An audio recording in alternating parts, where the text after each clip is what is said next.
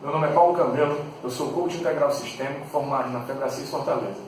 A Febracis, Federação Brasileira de Coaching Integral Sistêmico, é a maior instituição de coaching das Américas, tá? Então ela dispensa qualquer apresentação, mas caso algum de vocês queira saber um pouco mais, é só jogar no YouTube, Febracis Institucional 2018, que as informações estarão lá, certo? Em primeiro lugar, eu queria agradecer a você por estar compartilhando comigo este momento.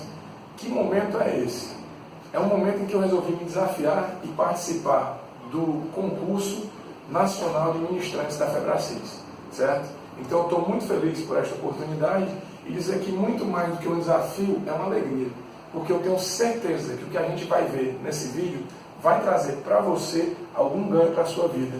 E o coach ele não consegue se relacionar com ninguém sem levar algum ganho para outra parte. E você vai perceber isso hoje assistindo esse vídeo, tá bom?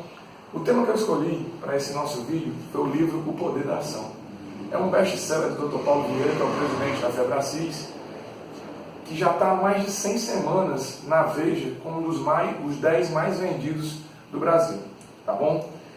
Para que a gente possa ter um entendimento dessa nossa conversa, eu queria que vocês soubessem, que vocês saibam, que nós coaches, acreditamos que existe uma vida plena e abundante e ela está ao alcance de todos nós. Basta que a gente esteja na nossa mão, ache essa fechadura, abra essa porta e vá para essa vida abundante, tá bom? E esse livro, o livro Poder da Ação, nada mais é do que um passaporte para essa vida abundante. E como é que vai ocorrer nossa conversa hoje? Eu tenho em torno de 30 minutos para conversar um pouquinho sobre os capítulos do livro. E é isso que eu vou fazer. Eu vou abordar cada capítulo, falar o título e falar um pouquinho do que ele fala. Lógico, é um pouco desafiador tratar 270 páginas de um livro em 30 minutos. Mas eu vou fazer o possível para levar o que for melhor para você. Tá bom? Então, capítulo 1. O capítulo 1, o título dele é Acorde. E acordar para quê, Paulo? Me fala acordar para quê? Ele nos convida a acordar para o momento em que a nossa vida está. Então, o nosso momento, o nosso estado atual. Por que isso? Porque toda caminhada, ela começa de um ponto inicial. Lembra quando você vai no shopping, que você vê aquela tela para localizar uma loja? Qual é o primeiro local que você identifica? Você está aqui. Então, nós temos que identificar realmente em que momento da minha vida eu me encontro. Eu tenho que parar para refletir se eu hoje realmente sou a pessoa que eu imaginava que eu ia ser há 2, 5 anos atrás. Você é essa pessoa? Então, esse é o nosso estado atual, tá bom? Existe uma ferramenta fantástica no Coaching Integral Sistêmico, que é o MAIS, o Mapa de Autoavaliação Sistêmica, onde a gente avalia 11 pilares da nossa vida e a gente gradua, dá uma nota a cada um deles e nos dá uma percepção fidedigna de como está o nosso estado atual. Infelizmente não tem como nós fazermos aqui durante esse vídeo, mas fica a dica, procure na internet Mapa de Autoavaliação Sistêmica, dá para você entender e realizar. Além disso, do meu estado atual, do meu ponto inicial, eu tenho que também estabelecer a minha visão de futuro. E como é que eu faço isso? Eu chamo de visão positiva de futuro. É realmente fechar os olhos, imaginar como eu quero estar daqui a 2, 5 anos, imaginar essa cena de uma forma bem completa. Para quê? Para que eu saiba perfeitamente aonde eu quero chegar. Basta você imaginar, alguém que já montou um quebra-cabeça sem saber como é que ele vai ficar no final? Desafiador, né? Então eu realmente tenho que saber aonde eu quero chegar. Por quê? Como é que eu vou traçar um caminho sem saber para onde eu vou? Certo? Então pensem, visão positiva de futuro. É isso que a gente vai fechar o primeiro capítulo. Então eu tenho que saber meu ponto inicial, minha visão positiva de futuro. Se eu tenho um início e eu tenho um fim, eu já tenho um caminho. Tá bom? Então esse é o nosso primeiro capítulo. Acorde para onde eu estou, aonde eu quero chegar e como eu vou chegar. Certo? O segundo capítulo, o nome dele já diz tudo. Haja. É o cerne do livro. Pare para pensar no nome do livro. O Poder da Ação. E o nome do capítulo, Haja. O grande chavão desse livro, ele é: tem poder quem age, tem muitos poderes quem age certo e infinitos, múltiplos poderes quem age certo e na hora certa.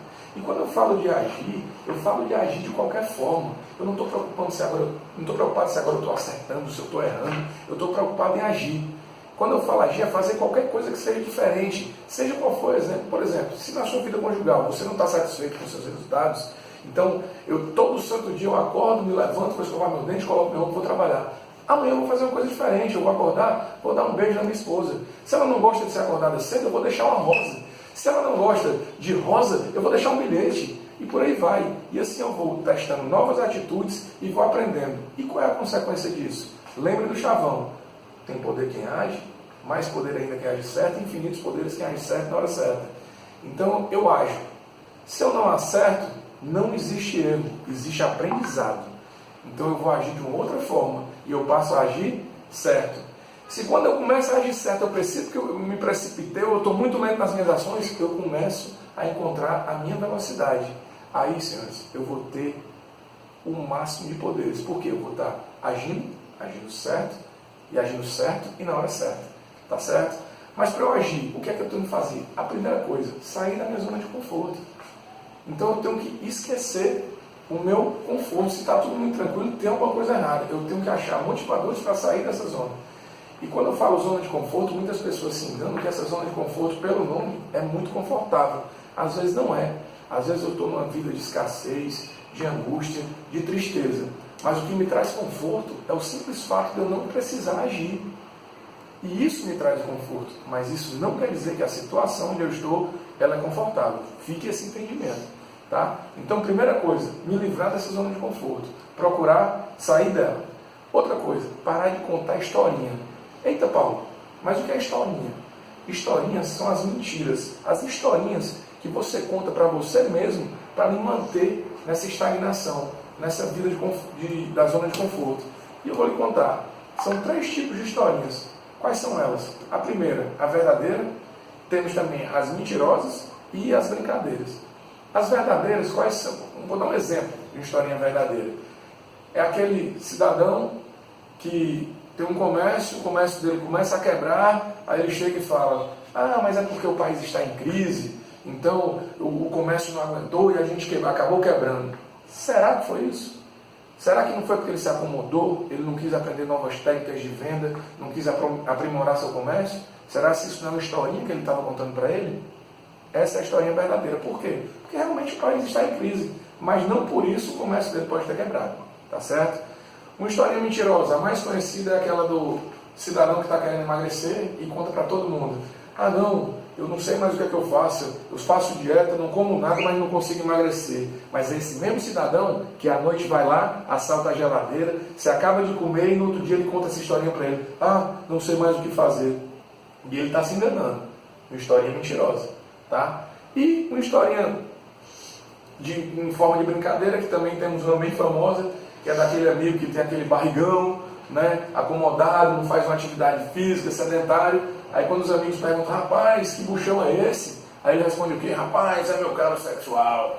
Aí para a infelicidade dele, aí todo mundo ri, ele acha legal, aí para a infelicidade dele, atrás passa a esposa dele, olha assim, vem cá meu filho, mas você está fazendo sexo aonde? Porque lá em casa mesmo não é não. Aí ele foi, pro sal. Então é uma historinha em forma de brincadeira, mas que acaba ludibriando o cérebro dele, fica tudo muito engraçado e ele continua contando histórias e se mantendo na zona de conforto. Então o segundo passo, primeiro foi sair da zona de conforto, segundo é parar de contar historinhas e partir para a ação. Um terceiro passo importantíssimo, estabelecimento de metas. O estabelecimento de metas, ele te leva a agir, tá? E como é que eu faço para estabelecer uma meta neurologicamente correta? Para isso, a meta ela tem que ser específica, ou seja, tem que estar explícita de uma forma bem clara para mim. Eu tenho que olhar aquela meta e entender o que eu estou falando. Ela tem que ser desafiadora, não pode ser uma coisa que eu consiga rapidamente. Não, isso aqui é muito simples. Tem uma coisa que exija realmente ações para que eu possa conseguir conquistar aquela meta. Tem que ser sempre estabelecida de forma positiva. Então não se estabelecem metas de forma negativa, por exemplo, não vou mais beber, não, tem que ser vou parar de beber. Então ela tem que ser estabelecida de forma correta, positiva, tem que ser ecologicamente correta, eu não posso fazer mal a ninguém para chegar naquela minha meta. Ela tem que estar sob meu controle. Então, por exemplo, uma meta minha é que minha filha passe na faculdade de medicina. Não, está no meu controle? Não, então eu não posso estabelecer essa meta dessa forma. E tem que ter prazo. Tá? Toda meta tem que ter prazo. Por quê? Porque se não tiver, meu cérebro não entende, não me dá um prazo para concluir aquela meta. Então amanhã, mês que vem, semana que vem, ano que vem, todo dia tem. Agora quando você diz, eu vou conquistar a minha meta no dia 1º de setembro de 2018, às 20 horas, aí eu tenho um prazo e eu tenho um compromisso comigo mesmo a cumprir. Tá? Então, só lembrando, a meta ela tem que ser específica, desafiadora, positiva, ecologicamente correta, tem que estar sob meu controle e tem que ter prazo. Tá bom? E, naturalmente, para que eu tenha uma facilidade maior em conquistar minhas metas, eu tenho que estar sempre buscando mais e mais conhecimento. Certo? O conhecimento é fundamental para que eu possa conseguir minhas metas. E uma coisa que muita gente se engana, mas que alguns já têm conhecimento disso, é que nada cai do céu. Eu tenho que pagar o preço por aquilo que eu quero. Então, se eu quero emagrecer, ter um corpite bonito, é fácil. Difícil é deixar de comer doce, é não comer pizza na hora do jantar. Isso é que é difícil. Se eu quero correr uma meia maratona, 21 km, correr a meia maratona é galho fraco. O difícil é eu acordar todo dia às 5 horas da manhã para fazer um longão, ir para a beira da praia, correr na areia fofa. Isso é que é o difícil. Tá certo? Então, a gente tem que pagar o preço para poder alcançar nossas metas. Fica a dica. Então, no capítulo 2, haja. No capítulo 3, vem o conceito mais importante dentro do coaching integral sistêmico, que é o conceito da autorresponsabilidade. Então, o capítulo 3 é autorresponsabilize-se. Tá? Qual é esse conceito? O principal conceito de autorresponsabilidade é que você é o único responsável pelos resultados que você tem na sua vida hoje. É isso mesmo? É isso que você está me dizendo? É isso que eu estou dizendo para você. Você é o único responsável pelos resultados que você tem na sua vida hoje. Ai, Paulo, como você é cruel comigo? Quer dizer que essa minha vida aqui está ruim, esse meu insucesso nos meus negócios, esse meu insucesso no meu casamento, a culpa é minha? A culpa não. A responsabilidade é sua. Tá certo? E olhe bem, você pode estar olhando somente pelo lado ruim, mas agora eu vou lhe dizer o lado bom disso aí. Se você foi quem me levou até aí, você é o único que pode te tirar daí. Tá certo? Então, esse é o nosso conceito de autorresponsabilidade. Outra coisa que vem junto com a autorresponsabilidade é entender que a gente não muda ninguém, que eu não mudo ninguém, senão a mim mesmo. Quando eu mudo, eu gero mudança no meu redor, no meu mundo. Aí sim, a gente vai ver as mudanças acontecerem. Lembre-se que quando eu trago toda essa responsabilidade para mim, se eu trago a responsabilidade para mim, eu trago também o quê? A solução.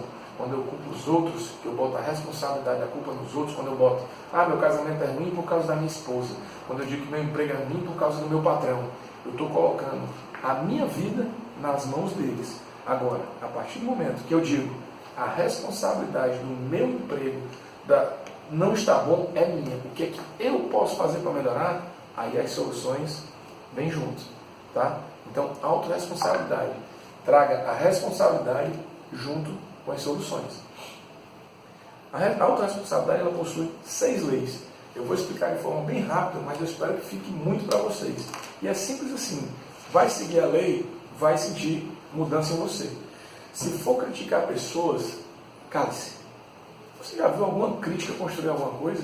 Ou frasezinha triste, aquela que chega pra gente falando assim, olha, eu vou fazer uma crítica construtiva para você. A minha intenção é só lhe ajudar. Balela. Se não tem o que falar de bom, não fale, se cale. Simples assim. Primeira lei da autorresponsabilidade. Segunda, não reclame das circunstâncias. Dê sugestão. Como é que eu vou chegar reclamando se eu não tenho uma sugestão? Aí eu chego numa reunião de condomínio, eu não gostei daquele tipo de entrada do prédio, aquele portão não está abrindo da forma correta. Aí eu vou virar, pois tá bom, como é que você quer colocar? Não sei.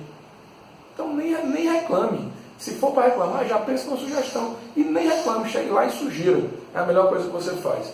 Se for para buscar culpados, busque solução. Então, uma coisa que vai totalmente contra o princípio da autorresponsabilidade é culpar os outros. Eu tenho que sempre assumir a responsabilidade para mim.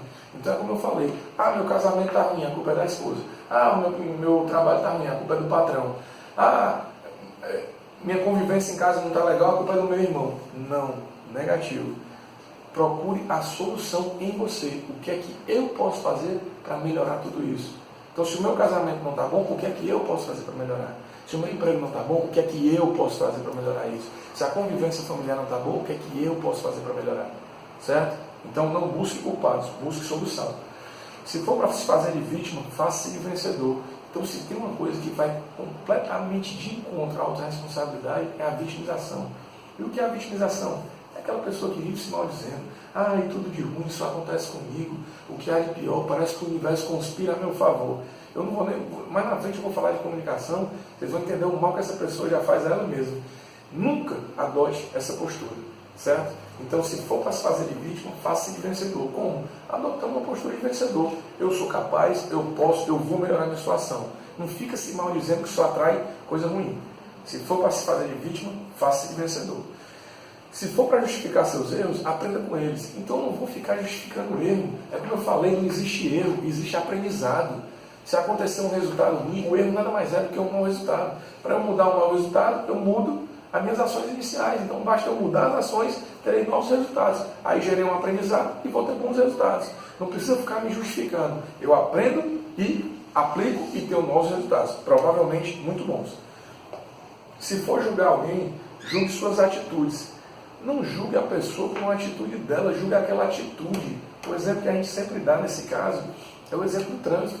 Às vezes eu estou vindo aqui no trânsito, uma pessoa me fez, esse irresponsável. Será que aquela pessoa é realmente irresponsável? Será que não foi só um momento de desatenção? Ela se distraiu? Será se eu nunca cometi o mesmo erro? Será se eu sou irresponsável? Então não julgue as pessoas, julgue suas atitudes. Essas são as 6 leis da autorresponsabilidade. Tá certo? Dentro da autorresponsabilidade também existe uma teoria, que é a teoria do 10-90, que ela diz o seguinte: toda situação é problema, o problema em si só é 10% da situação, 90% é o que eu vou fazer com ele. Então, o luto pelo problema, não entendo o luto como sendo a dor, o sofrimento. Digo sofrimento não, a dor. Ele vai acontecer, ele tem que acontecer. Mas dali para frente, eu posso conduzir da forma como eu quiser. Por exemplo, o cidadão comprou um carro zero do ano, foi estacionado na garagem e bateu. Vai doer? Vai. Ele pega, ele dá aquela chorada ali de 10 minutinhos, fica chateado. Mas ali, a partir dali, ele pode decidir acabar com o resto do dia, da semana, do mês dele, pensando nisso que aconteceu, ou pegar o carro dele, acionar o seguro, mandar consertar e está tudo resolvido. A decisão é sua. Toda situação problema, só é 10% do problema. 90% é o que você vai fazer com ele. Tá bom? Eu gosto sempre de lembrar que responsabilidade é diferente de culpa. Quando eu falo em autorresponsabilidade, é você se responsabilizar, e não se culpar. Tá joia? E fundamental, a autorresponsabilidade ela é setorial. Vocês vão perceber que onde você coloca a autorresponsabilidade, você progride naquela área. Onde você não coloca, normalmente você regride. Tá certo? Então, 3º capítulo, autorresponsabilize. 4º capítulo, foque. Certo? Foque. Então vamos lá. O que é foco? É a capacidade de você transformar toda a energia disponível a todas as pessoas e concentrar num único ponto a ponto de gerar mudança.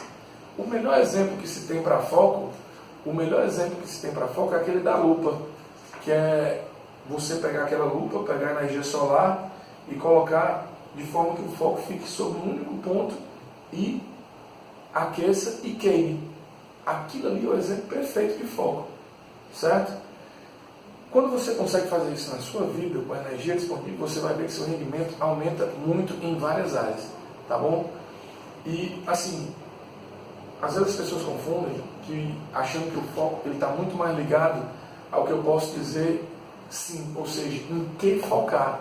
Mas, às vezes, o foco está muito mais ligado a tudo aquilo que eu tenho que dizer não para poder focar. Ou seja, tudo aquilo que me tira do foco.